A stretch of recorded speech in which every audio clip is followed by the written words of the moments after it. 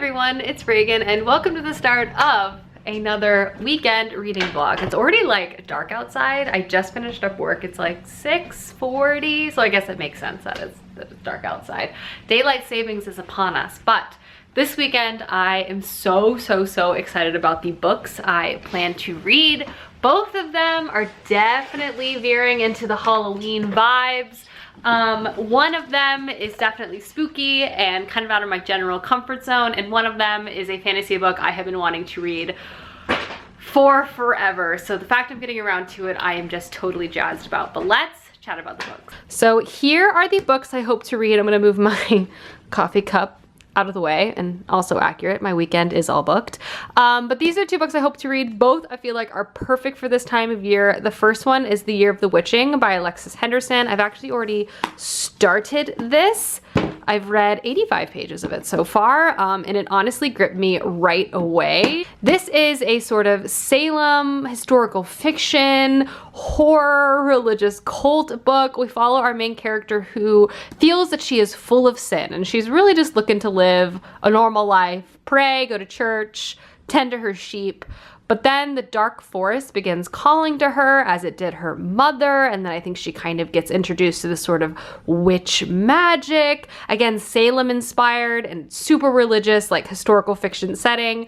I've already read 85 pages. It's wild, very bizarre, but like in the best way possible. So I can't wait to just fly through the rest of this weekend. And then from there, I want to pick up Getting the Ninth, which is a sci-fi fantasy story following a necromancer in space. I always feel like this is going to be fun and a good time, but then I've had some comments saying like, LOL, wait till she reads it. So I guess we'll see. This might totally ruin my life and also be just as scary. So will I sleep this weekend? To be determined. But am I excited for all of the vibes present here? Yes. So that is what I plan to read. As I said, I've already read 85 pages of The Year of the Witching, and so far it's so good. It's like the exact historical Salem, weird, small, like religious cult town vibe that you're looking for, and it's great. Clay and I actually need to run an errand. We need to go to Target this evening. I haven't been to Target in person in 8 months. But we have a return we need to make, and I also want to pick up some food to consume. Particularly exciting to go to Target because it's like a larger grocery store in New York, and I'm really hoping they have those fall sugar cookies, you know, like the ones that they have for the holidays. They're like my favorite thing, and they're so hard to find. Among other junk food, I hope to buy like pizza rolls and cinnamon rolls. You know, just keeping it honest, keeping it honest. That's how I like to live my life on the weekends. But anyway, that's what I'm reading. Clay and I have no plans tonight. I think we're just gonna hunker down, watch Netflix after we run our errand. But yeah, welcome to the vlog. I'm so excited to be terrified. If you're wondering what I need to return, I was on the website and I was looking for, you know, like a little decorative bowl to put our used masks in, so we could have them in a place, then, you know, wash them. It's like a little bowl by the door. I bought this instead on accident. Obviously much larger than I was anticipating. Too large to be useful. Hey Clay, see, that mask would have gone in this bowl, but the bowl is too big. It's dark, so it might be hard to tell, and excuse the book piles. My life is surrounded by books, but it is officially cool enough to wear a sweater in New York, and I wanted to show you one of my favorite sweaters. I have it in 2 colors. It's a hoodie sweater, and it's so cozy. Rejoice. Okay, but now we're heading to Target. Time to go. So they didn't have the sugar cookies, so I called an audible and I got the Halloween Oreos. Also got some Reese's Pumpkins, which are creme de la creme. And they only had this giant bag of pizza rolls. I mean, 130 rolls. I mean, that's gonna serve us well. We got the fancy giant cinnamon rolls. We're on a bit of a cinnamon roll kick. And then lastly, my mom mailed me this. It's a little bandana for Matilda that says, "We'll do tricks for treats." And I would say Matilda aligns with that sentiment. Hey, Millie. Oh, Okay, now I feel bad. Okay, hold on. Sit. Gentle. Gentle. Gentle. Ow, that was not gentle, Matilda. Matilda is under her blanket. She's got her toy of choice. Pumpkins are on. And we're not actually watching Gilmore Girls. We are back on our Schitt's Creek watch, which is very exciting. I've seen through season 5, but I'm rewatching with Clay. And season 6 is about to be dropped on Netflix, which is really exciting. Our primary shows are right now, let's go through them. Gilmore Girls, I'm rewatching. Schitt's Creek, I'm rewatching. Ozark, which we're on season 2. Haiku, which I'm watching with Starla. Great British Baking Show. Comfort Show for Life. Those are our main shows on Netflix. And then our other animes are on Hulu. And then My Love Island is on the CBS app. You know, as it were. But anyway, Schitt's Creek it is, everyone. We made some pizza rolls. I burned my hand. We made so many. You made so many, Clay. You knew what we were getting into. Well. Don't play this game with me on camera. Hi friends, it is many episodes of television later. I have my rain sounds on and I'm about to sit down and do some reading. I already mentioned I've read 85 pages of The Year of the Witching. I'm just gonna see how many more pages I can read before I inevitably fall asleep and possibly, hopefully, not have nightmares. In the morning, I obviously plan to wake up and do more reading right away. I'm really hoping to finish this book hopefully tomorrow, but we'll see. And I'll give a more comprehensive update tomorrow as well. But I just wanted to say, hello, it's the evening, it's late, but I am gonna read now. Hello world, good morning. It is the morning. I've woken up, I actually just finished editing my video, which I'm exporting now, and I'm going to do a bit of reading. I plan to lay low this morning. I actually think I'm about to hop into the shower, but I wanted to give you guys a bit of a reading update from last night. I won't lie, this book gave me some crazy dreams, some of which were a little scary. Which I thought was really funny because I've been reading it and I haven't felt like I am like too scared to read it by any means, but I did think it was funny that this book kind of gave me bad dreams last night, but like in a good way. They were like suspenseful dreams, you know? But a little more about this book itself, as I've now passed the 150 page mark. I've already mentioned this is kind of a historical, Salem inspired, very religious, witch sort of horror novel.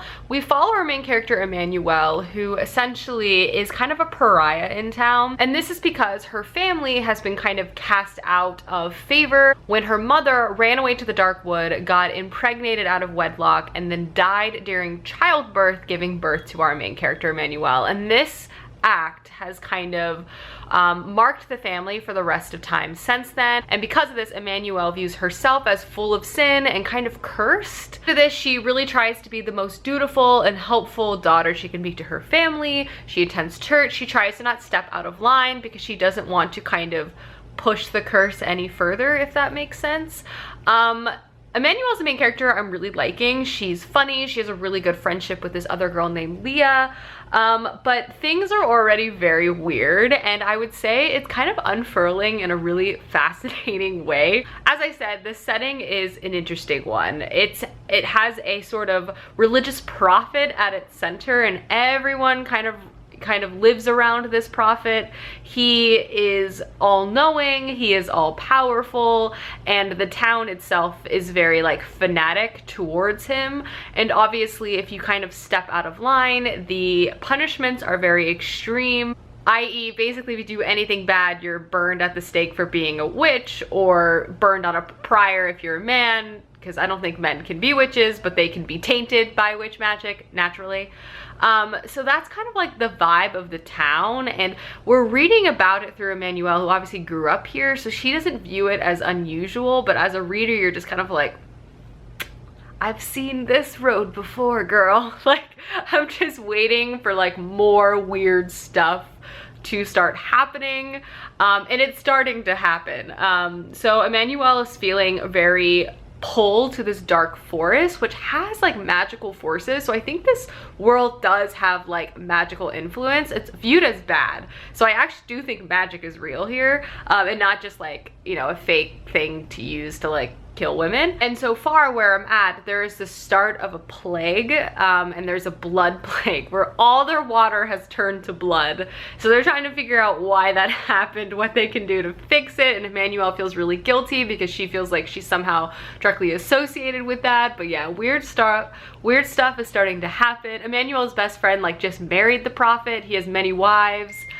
It's just wild, and it's so gripping. Like, I've read this book so quickly because I just can't put it down. Like, I feel like there's this undercurrent of suspense. It's drawing me in, obviously, because it has thriller elements. I won't, you know, spoil any of that, but I just kind of wanted to give some context and background to the kind of overall vibe of the story. But it just right now feels like there's like the pot is simmering and no one is watching it, and I do feel like it's going to get messy and very bloody. I mean, there's already just rivers of blood in this town and we're not even halfway through. But yeah, I'm going to sit down now this morning and do more reading, but I'm really liking this book. It's totally perfect for October, and I wouldn't say it's that scary. Like, I really need you to understand that I am the biggest wimp on the planet, and I am enjoying this book, and it's not freaking me out too bad by any means. It's definitely atmospheric. It's pulling me in. It has what I wanted in regards to like the horror element, but it's not too much for me. But anyway, I'm going to start the upload process of my video, read a bit, take a shower, drink some coffee, the morning activities, you know? All right, my first video is scheduled to upload. I showered and I'm wearing my first flannel of the season. It's like 57 degrees outside. It is a good Saturday so far. Texas football plays at noon, so I think Clay and I are gonna make some breakfast. I'm obviously gonna get back to reading, and I really think that's like our only big thing that we're waiting for the day. But yeah, cheers, happy Saturday. I feel so much more like myself. Sometimes, I don't know, just like you wake up groggy, you just need to like get it together, and now I feel ready to face the day. It's breakfast, it's Texas football, Saturdays everyone. Pouring myself a midday Saturday coffee. Clay is very stressed about the football game. And I think I'm gonna grab myself an Oreo. Buying these Halloween Oreos not only transport me back to my childhood, but provide a great accoutrement to my coffee, or my breakfast, or dinner. 10 out of 10. Hi everyone, I stepped into the other room because I wanted to do a reading update mid-football game. I have been reading while football game has been going on. Oh, Millie's trying to get in here. Will she break in?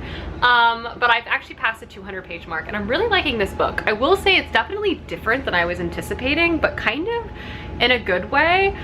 It definitely is dark. It has a lot of really dark things that are happening, at least where I'm into the book. It has atmosphere with the kind of religious community combining with the fact of the dark magic and the witches and the plagues.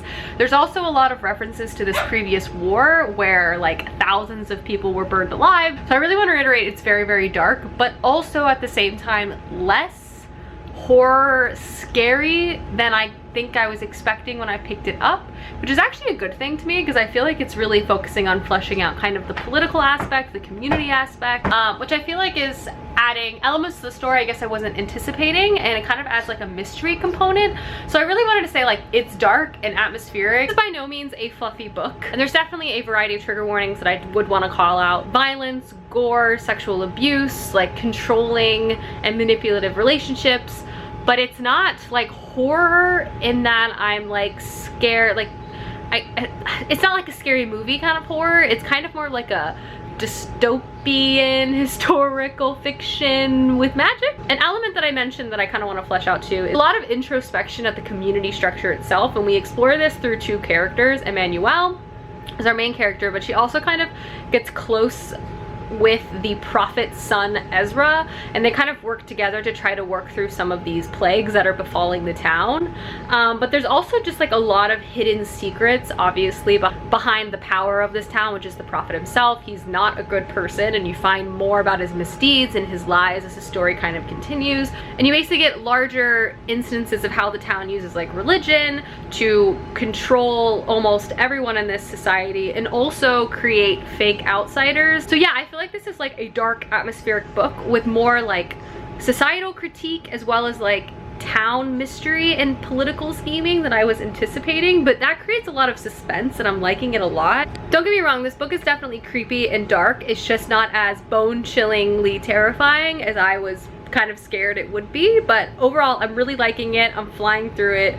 It is meeting all of my expectations, and it's definitely a perfect Halloween read, and I would honestly really recommend it. While reading it, you just have this clear dread of suspense of like all the bad stuff that you know is happening below the surface in combination to the terrible stuff that you're witnessing in just like day-to-day life within the society. So you're just like, whoa, whoa. But I'm gonna go back out into the living room and watch football and do more reading. I'm hoping to get to page like 250 before the game is over. But overall, I'm making good progress on this book, and I'm hoping I can finish it today, if not early tomorrow. Tragic Texas loss just occurred, but we are gonna go on a long walk. It's actually really nice outside. It's like perfect fall weather. It's like 67 degrees or something like that. I think we're gonna try to cross the Brooklyn Bridge and just walk a while. I got a new sweater in the mail today, so I just decided to get dolled up in honor of the new sweater. Sometimes you just do things for the sake of doing things at this point. Also, I'm gonna try to get a cute Instagram pic on said walk, but we'll see if that ends up happening. But yeah, I like it. It kind of reminds me of like a landscape, abstract. I don't know, rambling. But anyway, Clay's sad. We're gonna walk it off. And I think we're gonna watch When Harry Meets Sally tonight, which I've never seen before. Have you seen that? Yeah. Yeah. Apparently it's very fall aesthetic, so I'm very excited about that. But yeah, walk time. And just like that, we're home and I'm already in pajamas. It's wild. It shouldn't be a surprise. Because it's fall now. It gets so dark so early now. Like it's literally like 6:45 and it's so dark outside, but I kind of like it. Daylight savings time is coming up too on Halloween. But Clay and I ordered some delivery Italian food, and I think we're gonna watch more Netflix, maybe a movie. I think we chatted about that too, When Harry Meets Sally. Met Sally might be on the docket tonight, but I also planned, it's right here, to hopefully get almost completely done with this book tonight, as well as I want to read a large chunk of Gideon the Ninth tomorrow. So to stay on track, I gotta get my reading in. But that is the evening. The walk was nice. The weather, incredible. Wouldn't you say, Clay? It's so good. I love it here. Yeah. Yeah. Clay loves New York. But the weather was really nice. It was like a perfect, crisp, early fall day. It's just nice to have some fresh air and get out and about, you know what I mean? But anyway, time for TV. Had enough fresh air, it's time to get back to the old television consumption. The pasta has arrived. Clay grabbed a jar of pickled jalapenos, if you were curious. We got 3 pastas because it's Saturday and we wanted to go wild and we didn't want to share a bolognese. We each wanted our own. And naturally, we are watching more of this incredible television show. About midway through season 2. Flying through it. We were going to watch a movie, but then we accidentally watched 7 episodes of this show and are now almost done with season 2. We didn't even realize how many we watched until Netflix was like, "Are you still watching?" And we were quite adamantly saying yes. Yes, indeed we are. But I am going to start reading soon once we wrap up this episode. All right, Netflix is done. TV is off, and I am now going to focus on reading this book, which I am excited about. I'm hoping it doesn't give me weird dreams tonight, but you know, you can only plan for so much, especially when it has to do with religious cults, you know, and plagues of blood and death, but one can hope. But anyway, I'm loving this. I'm flying through it, and I'm hoping to get another really huge dent of the way through, and then if I don't finish it tonight, I can just quickly finish it in the morning and then start book 2. All right, quick update in that I read like literally 15 pages more. And this book was like starting to escalate, and now we're really escalating. And things are getting, the creepiness style is starting to irk his way up a bit. Some of the scenes that she has written are just like so visual, like I can just see it in my mind's eye, and they're so creepy or disturbing. So I know I said this book wasn't super creepy, and I still stand by that, but it's definitely not creepy. But I'm gonna get back to it, but just read a scene and my heart skipped a beat, and I thought I would check in and let you know. Hello friends, good morning. It is like 8:45. I've been up reading. I'm almost done with The Year of the Witching, and I'm really liking this book. I feel like the pacing of it has just kept me really captured with the story the whole time. It's very hard to put down. So I think I already spoke to the fact that it kind of has this dark magic and these plagues that are slowly infecting the town, as well as like a dark wood that's calling our main character Emmanuelle into it, and she's kind of like learning about her mother's past and her connection to like witches and dark magic and all of that. So all of that is very much still present and prevalent throughout the tale of the story, but it begins to be combined with sort of a societal critique to the town's obvious failings, which are, again, very obvious in terms of how they treat women, as well as outsiders who are different than them, both in skin tone and culture. Basically, if you are not a white dude in this town, you are basically treated as either subservient or a pariah. Emmanuelle, being a woman of color and also having a mother who was accused of witchcraft, has always been treated terribly and also with great suspicion from everyone, but especially the powerful people in town. All of that is present in the story from the beginning, but then as Emmanuelle kind of begins to try to solve the mystery of her mother's past, she also begins to see the cracks and all of the secrets and the terrible stuff that's also, you know, happening behind the scenes in combination to the outwardly terrible stuff. And it's just a really interesting story with the background of all of these different plagues and terrible happenings that are kind of infecting this town. It's basically because this land and this settlement has been infected with sin for a long time, and it's not Emmanuelle's sin, let's just say that. I only have about 50 pages of this book left, and I'm going to finish it this morning. I'm really liking it. There's also kind of an unexpected romance that's kind of present within this book as well. I wasn't expecting it, but I'm really enjoying it, and I definitely feel like it's helping the story like plot-wise. But overall, I would say this book is creepy and eerie with like especially with the town and religious prophet setting. Like the prophet is creepy as all get out, but it's definitely not as scary as I was kind of anticipating, which again is not a bad thing for me. It does have in spades though is atmosphere as well as anticipation and mystery, so it's a very propelling narrative. I'm flying through it and I'm gonna finish it right now, but I just wanted to give you guys a check-in and try to be as vague as possible but still articulate kind of the vibes of the book, which are very good for October, very good for any time of year, but especially good for October. I have finished this book and I really liked it. I think I would give it like a 4 out of 5 stars. Really entertained, loved Emmanuelle. Story was really gripping. The plagues were terrifying. Setting and the atmosphere and the magic too is just perfect for this time of year. Could not put it down. Really enjoyed. But now my pot of coffee is done. So I'm gonna drink some coffee and prep to film my videos this morning. It is coffee time. Got my Libby mug. Big fangirl over here, and I'm gonna prep to film my 2 videos that I want to get done this morning, and then it's time for football and, you know, starting my second book. Filming process about to begin. Clay is playing the Age of Empires. So if you hear any mouse clicks, that's what's going on. He's just taken over the world.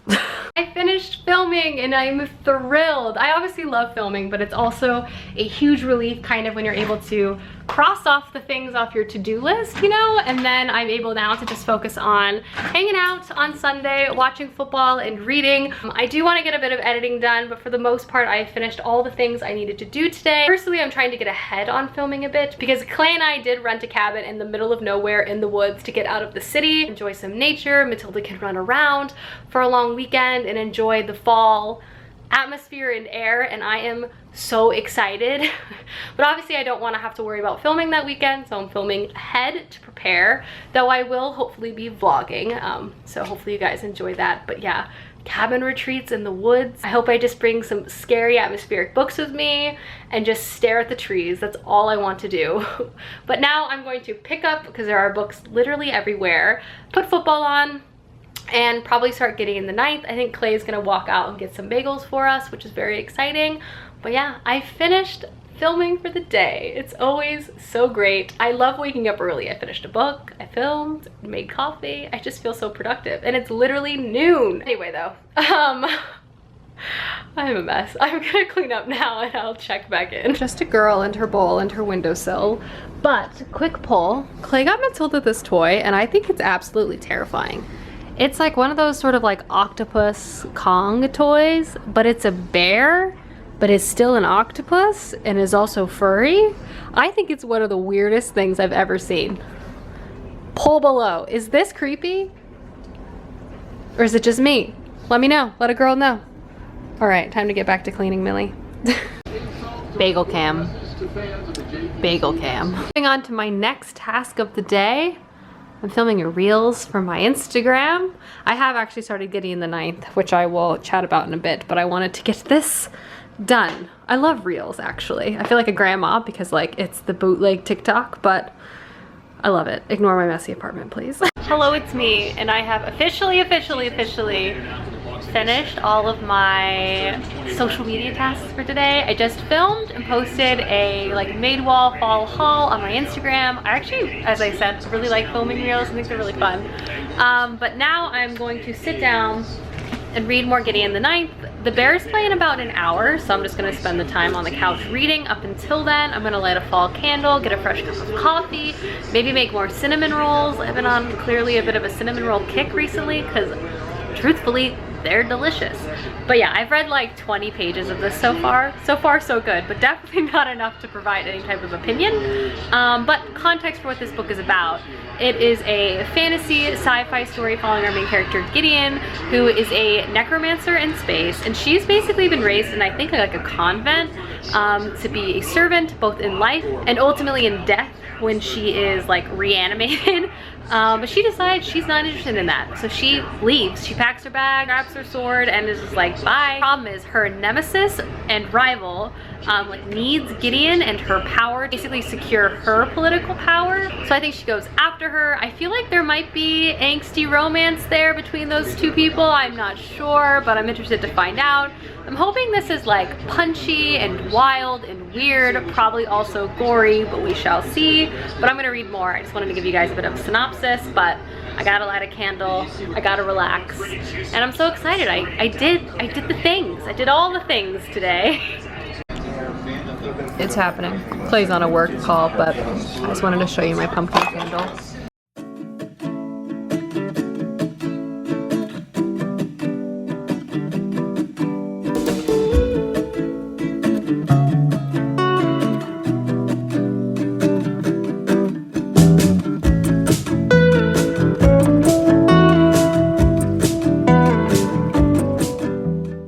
Watching the Bears. Cozy Sunday evening. I have read, oh, that was a bad pass. I've read 50 pages of Gideon the 9th, and so far the vibe of this book is exactly what I wanted. Gideon has so much attitude, there's so much snark, and I'm kind of already obsessed with this sort of grungy space vibe, like space necromancer goth situation. But yeah, I'm definitely gonna read more of this evening, but I'm gonna watch the Bears and actually make some cinnamon rolls right now. All right guys, so these cinnamon rolls are extra exciting because we were able to locate the Grands, which if you're familiar with the Pillsbury tube cinnamon rolls, these are the superior ones in my opinion. They are ginormous and, you know, fueled with cinnamon. It tastes like a mall cinnamon roll, and I mean that in the most complimentary way possible, but it's time to bake these. All right, these guys are going in. Bears are playing subpar, but at least I've got cinnamon rolls.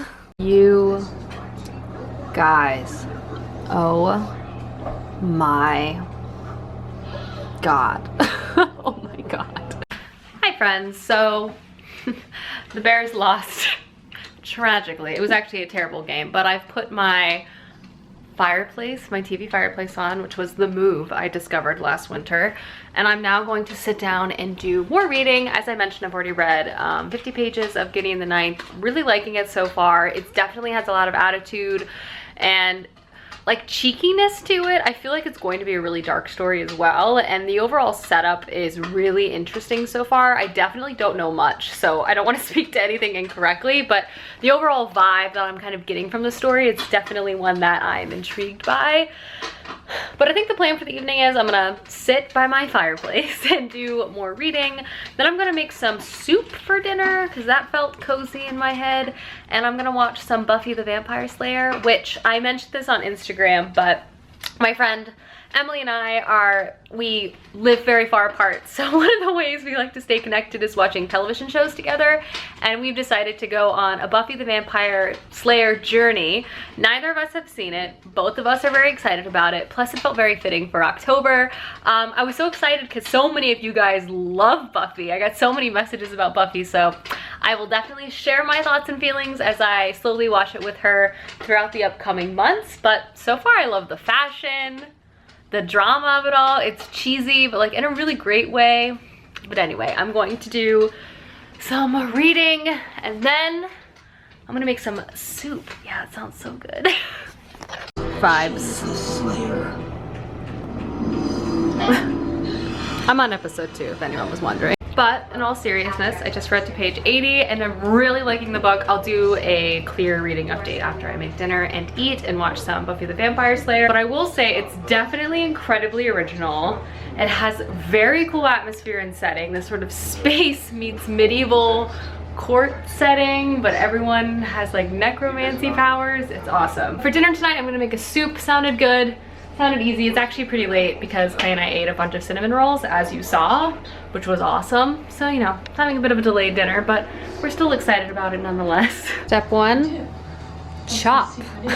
Browning the veggies. I'm gonna add an Italian seasoning and some garlic. I'm making a kale and couscous soup, vegetable soup. It's a meal delivery, which have just really been so convenient recently, as I just haven't really had the brain power to think of recipes. But you know, I love to cook regardless, so when someone else can think for me, it's a bonus. And you add some diced tomatoes, some water, and some stock concentrate. And then the most important step, if you're me, set off the fire alarm in your small apartment, frantically wave a pillow to stop the fire alarm from going off, and then stir to combine. Then I added the kale and the couscous, and then it cooks. And I'm gonna make some garlic bread, and that's literally it. This is like not something you need a meal kit delivery for. This is actually a recipe I think I'm just gonna remember in the old brain storage and make this, because this was so easy.